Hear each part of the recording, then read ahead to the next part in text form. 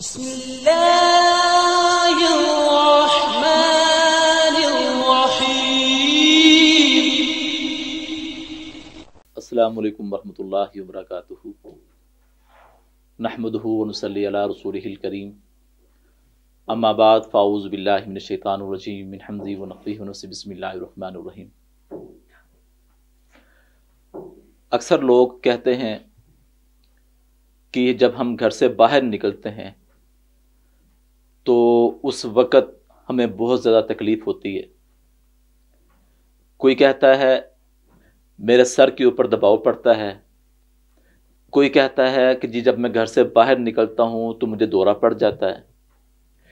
کچھ کہتے ہیں جب ہم گھر سے باہر نکلتے ہیں، گھر کے اندر ہم فریش ہوتے ہیں، ٹھیک ہوتے ہیں، جب ہم گھر سے باہر نکلتے ہیں، ٹھیک ہے، تو ہمیں عجیب و غریب وسوسے آنے شروع ہو جاتے ہیں۔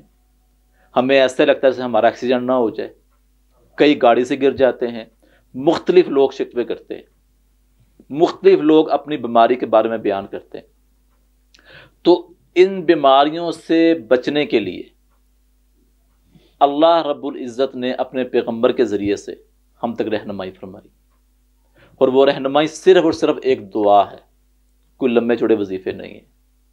رسول اللہ صلی اللہ علیہ وسلم نے فرمایا کہ جو شخص گھر سے باہر نکلتا ہے اور وہ یہ دعا پڑھ لے، بسم اللہ توکلت علی اللہ لا حول ولا قوۃ الا باللہ، اس دعا کی برکت سے ہوتا کیا ہے؟ یہ ہے اصل میں اب موضوع۔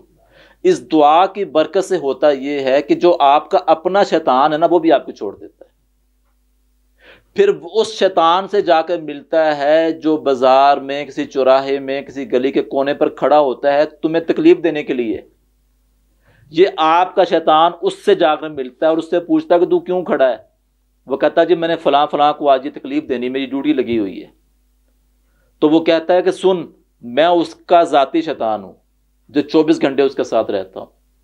جب اس بندے نے گھر سے، جب یہ بندہ نکلا اور اس نے جب یہ دعا پڑھی، کچھ کلمات پڑھے، تو جب اس نے کچھ کلمات پڑھے تو پھر میں نے ایک غیبی آواز کو سنا کہ اے میرے بندے تو میری پناہ میں آ چکا ہے۔